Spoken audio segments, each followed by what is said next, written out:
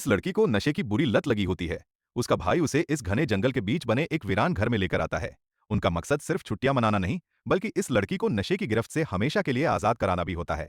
लेकिन उन्हें जरा भी अंदाजा नहीं होता कि इस सुनसान जगह पर उनका सामना किसी ऐसे खौफनाक राज से होने वाला है जो उनकी जिंदगी हमेशा के लिए बदल देगा।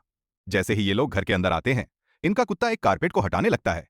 कारपेट हटते ही नीचे एक रहस्यमयी तहखाना दिखाई देता है। ये सभी लोग उस तहखाने में जाते हैं, जहां उन्हें एक अजीब और डरावनी किताब मिलती है।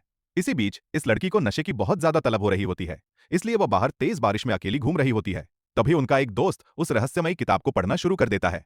लेकिन उसे जरा भी अंदाजा नहीं होता कि किताब के शब्द पढ़ते ही वह एक ऐसी खौफनाक ताकत को जगा देगा जो सबकी जिंदगी को मौत के खेल में बदल देगी। जैसे ही वह उस किताब को पढ़ना शुरू करता है, उसी पल इस लड़की को एक डरावनी आत्मा दिखाई देती है।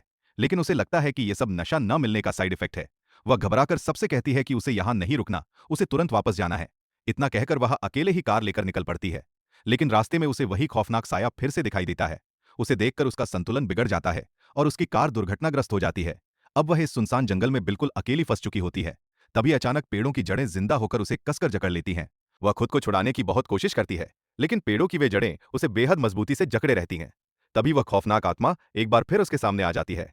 देखते ही देखते वह अपने मुंह से एक रहस्यमयी काली चीज बाहर निकालती है, जो धीरे धीरे उसकी तरफ बढ़ने लगती है। अगले ही पल वह काली ताकत जबरदस्ती उसके शरीर के अंदर प्रवेश करने लगती है और दर्द से उसकी चीखें पूरे जंगल में गूंज उठती हैं।